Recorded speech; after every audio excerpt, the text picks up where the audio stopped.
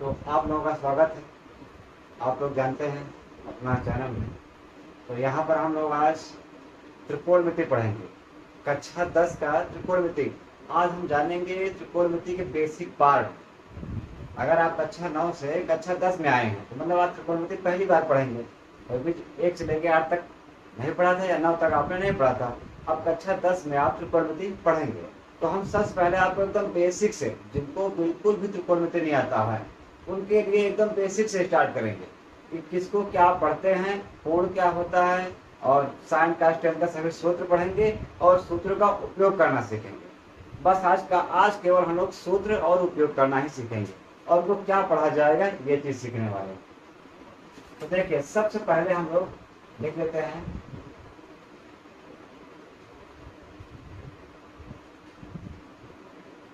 Class 10 त्रिकोणमिति। ठीक है, तो क्लास 10 का त्रिकोणमिति हम लोग स्टार्ट करने वाले हैं। तो सबसे पहले हम लोग ये जानेंगे कि त्रिकोणमिति में कुछ चिन्ह है। जैसे ये है, ये SIN, इसको सिर्फ नहीं पढ़ना है, साइन पढ़ा जाएगा। क्या पढ़ेंगे इसको? साइन पढ़ेंगे। और COS, ये है कास।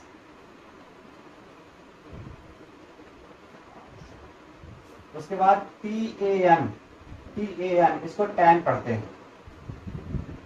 उसके बाद होता है, देखिए अब ये हो गए 3, साइन कॉस टैन। अब होता है सेक। सेक को हम लोग सेक अकेले पढ़ेंगे। सेक, कॉसेक, इसको कॉसेक पढ़ा जाएगा। और इसको कॉट, COT, कॉट। तो ये आप सीखिए थोड़ा सा पढ़ना कि हम लोग इसको पढ़ेंगे क्या। हमने कहा आपको कि हम त्रिकोणमिति आपको एकदम 0 लेवल से स्टार्ट करें, एकदम बेसिक से। जिनको पढ़ना भी नहीं आता है ऐसे उनको भी हम लोग सिखाएंगे कि क्या पढ़ा जाएगा। SIN, इसको साइन पढ़ते हैं। COS, कास। TAN, tan. SEC, सेक। COSEC, इसको कॉसेक पढ़ेंगे, इसको कॉट पढ़ेंगे। ठीक है, तो आप लोग इसको पढ़ना अच्छे से सीख लीजिएगा। अब उसके बाद इसी के साथ में होता है कुछ कोण। कोण जैसे हम लोग थीटा, ये आप जानते होंगे, इसको हम थीटा कहते हैं। इसको थीटा कहते हैं। और एक होता है ये, इसको हम फाई कहते हैं। थीटा और फाई। और तो ज्यादातर आपको ये मिलेगा उपयोग में, थीटा और फाई। और इससे ज्यादा उपयोग में मिलेगा ABC। अब ABC तो आप जानते ही हैं। इन सभी का उपयोग करके हम लोग पढ़ेंगे। अब देखिए, अगर इसको और ये कोण को मिला दिया जाए तो हम लोग ऐसे लिखते हैं SIN साइन थीटा। तो इसको क्या पढ़ेंगे? Sine theta.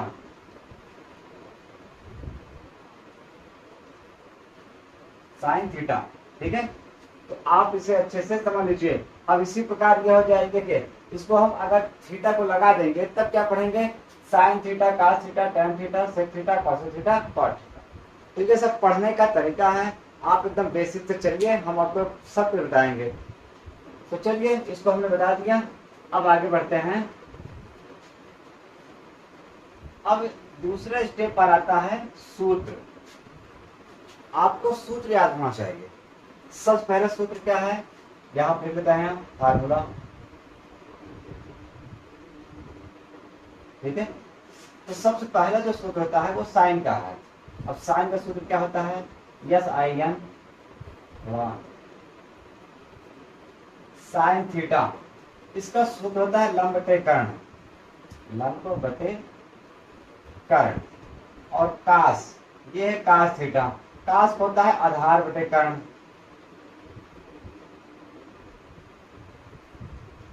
और टैन, टैन थीटा का होता है लंब बटे आधार।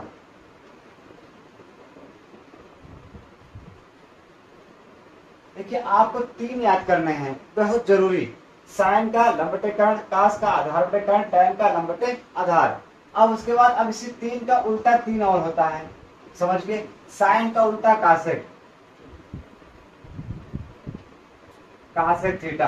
अब कासेक का इसी का उल्टा होगा, कर्ण बटे लंब।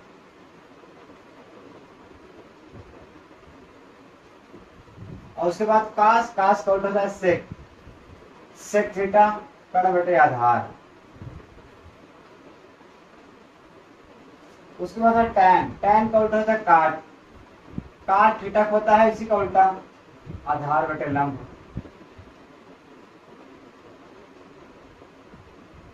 मतलब आप अगर 3 याद करेंगे, 3 आपको उसी का उल्टा कर देंगे तो आपको याद हो जाएगा बहुत आराम से। साइन का लंब बटे कर्ण, कासेक का देखा साइन, साइन का उल्टा कासेक, साइन होता है लंब बटे कर्ण, कासेक का उल्टा कर्ण बटे लंब। और कास, कास होता है आधार बटे कर्ण, कास का उल्टा सेक, ये रहा सेक। अब इसका उल्टा क्या होगा, कर्ण बटे आधार। टैन, टैन का सूत्र होता है लंब बटे आधार, टैन का उल्टा क्या होता है काट, काट का आधार बटे लंब। ठीक है, तो ये चीज आपको थोड़ा सा बेसिक में याद रखना है।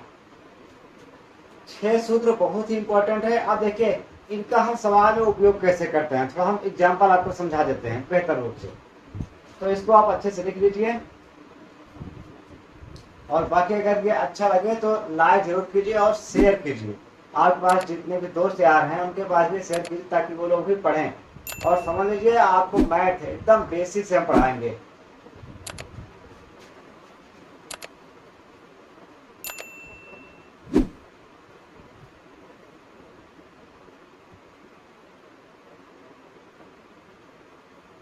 तो चलिए आगे बढ़ते हैं। सबसे पहले हम लोग अभी जानते हैं साइन ये होता है, मान लो हमने एक बनाया त्रिभुज, ठीक है, ये रहा एक त्रिभुज। अब हम लोग जानते हैं जो सीधा पेड़ की तरह लंबा खड़ा है उसे हम लंब कहेंगे, ये हमारा लंब है। और जो आधार, आधार मतलब जमीन होता है जिस पर हम लोग खड़े रहते हैं, तो ये आधार है, आधार। और जो सीढ़ी की तरह तिरछा है उसे हम कर्ण कहते हैं, जो सीढ़ी की तरह तिरछा है उसे हम कर्ण कहते हैं। तो लंब, आधार और कर्ण, इतना आपको जानकारी हो गई। तो अब देखिए इन पर सवाल कैसे बनता है उसको हम थोड़ा सा समझेंगे।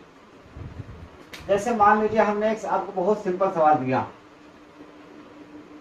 एक बहुत ही सिंपल सवाल दे दिया, ये हमने एक त्रिभुज बनाया और इसमें हमने कर दिया इसको 3, इसको 4 और इसको 5 कर दिया।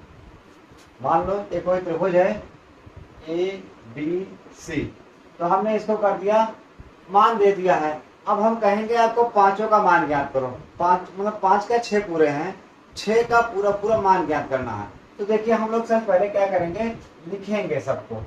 यहाँ पे लिख लेते हैं साइन, जैसे हम यहाँ पे कर लेते हैं A, यहाँ पे क्या लिखा है A, तो हम A के अनुसार ज्ञात करेंगे। तो साइन A इसका मान क्या होगा, कास A इसका मान क्या होगा, और टैन A इसका मान क्या होगा। और कॉसेक कर सकते हैं, सेक कॉसेक सब, सेक कॉसेक और कॉट। हमें 6 का 6 पूरा मान ज्ञात करना है, ठीक है। तो हम लोग कैसे ज्ञात करेंगे, सबसे पहले साइन, साइन का सूत्र आपको लिखना है यहाँ पे, लंब बटे कर्ण, लंब बटे कर्ण। तो देखिए लंब क्या है, ये है लंब, ये आधार है, कर्ण है। आप चाहें तो समझने के लिए शॉर्टकट में आप लिख सकते हैं, ये लंब है, ये आधार है और ये कर्ण है। आप इसको लिख लेंगे तो अब आप अच्छे से इसको समझ लेंगे। अब जैसे हमें साइन A का मान ज्ञात करना है, तो होता है लंब बटे कर्ण। तो हम देखेंगे लंब कहाँ है, 3 है, कर्ण कितना है, 5 है। तो 3 ऊपर रखेंगे, 5 नीचे रखेंगे। क्यों रखा हमने, क्योंकि लंब कितना है, 3 है, कर्ण कितना है, 5। तो लंब के सामने 3, कर्ण के सामने 5 रख दिया। अब कास का सूत्र लगाएंगे। कास का सूत्र होता है आधार बटे कर्ण। कास का होता है आधार बटे कर्ण। तो आधार कितना है, 4 है, ऊपर 4 लिख देंगे, बटे कर्ण, कर्ण कितना है, 5। अगला टैन, टैन होता है आधार बटे लंब बटे आधार, लंब बटे आधार। तो लंब कितना है, 4, नहीं लंब कितना है, 3 और आधार कितना है, 4, 3 बटे 4। अब देखिए सेक, सेक का सूत्र क्या होता है, कर्ण बटे आधार, कर्ण बटे आधार। तो कर्ण कितना है, 5 है, आधार कितना है, 4 है। और कॉसेक, कर्ण बटे लंब होता है। कर्ण कितना है 5, लंब कितना है 3, और काट का tan का उल्टा होता है आधार बटे लंब। आधार बटे लंब, तो आधार कितना है 4, लंब कितना है 3। ये सभी मान आपको ऐसे ही निकाल लेना है, ठीक है। तो उम्मीद है आपको ये बेहतर समझ में आया होगा। तो हमने एक सवाल के हिसाब से ये आपको समझा दिया। अब आपको जो ना समझ में आए वो आप पूछ सकते हैं, कमेंट कर सकते हैं। वैसे सवाल बहुत सिंपल था, हमें उम्मीद है समझ आया होगा। तो चलिए अब आगे बढ़ते हैं। अच्छा देखिए, हमने सवाल में सूत्र को बार बार लिखा है, हर बार सूत्र को लिखा है। देखिए आप लोग कक्षा 10 में पहली बार त्रिकोणमिति पढ़ रहे हैं, तो कोशिश कीजिए कि 1-2 बार सवाल में इसको पूरा लिख के पूरा सवाल हल कीजिए विस्तार से, क्योंकि आप लोग जब इसे विस्तार से हल करेंगे तो सूत्र आपको याद हो जाएगा। और अगर एक बार सूत्र आपको अच्छे से याद हो जाएगा तब आप बिना इसका सूत्र लिखे डायरेक्ट ही सवाल कर सकते हैं, लेकिन उसके लिए आपको 1-2 बार तो विस्तार से करना ही पड़ेगा।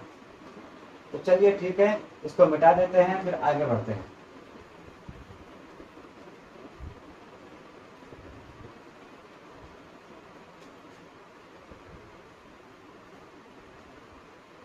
और अगर आप इसी तरह कुछ होमवर्क करना चाहते हैं तो हम उसको होमवर्क दे रहे हैं, आप इसको कीजिए, फिर हम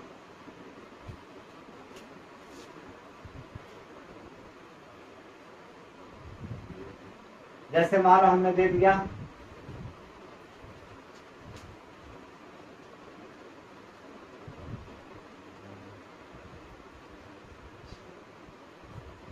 ये हमने दे दिया। अब इसमें आपको सब ज्ञात करना है, साइन ए का से tan ए से सब, ठीक है। तो इसको आप कर सकते हैं, ये एक सवाल हो गया। दूसरा सवाल हम यहाँ पे दे रहे हैं, ठीक है। तो आप इसको भी हल कर लीजिए, ठीक है। तो साइन का tan सेक कॉस कॉट सब का मान आप ऐसे ही आराम से ज्ञात कर सकते हैं, ठीक है। तो हमें उम्मीद है कि आप आराम से कर सकते हैं। अब इसके आगे हम बढ़ें तो थोड़ा सा एक कदम आगे बढ़ें तो हमें पाइथागोरस का प्रमेय आ जाता है। पाइथागोरस का प्रमेय, उसको भी आज ही सीख लीजिए ताकि कल से आपका सवाल स्टार्ट हम कर सकें। तो देखिए पाइथागोरस प्रमेय क्या है। सूत्र नंबर 1 में 6 सूत्र में लिखवा दिया। अब सूत्र नंबर 2 में पाइथागोरस प्रमेय आपको जानना है।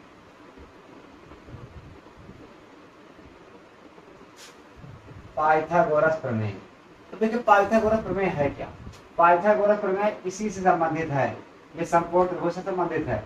ये लंब है, ये आधार है, ये कर्ण है, ठीक है। पाइथागोरस प्रमेय क्या कहता है कि किसी समकोण त्रिभुज के कर्ण का वर्ग, किसी समकोण त्रिभुज के कर्ण का वर्ग शेष दोनों भुजाओं के वर्गों के योगफल के बराबर होता है।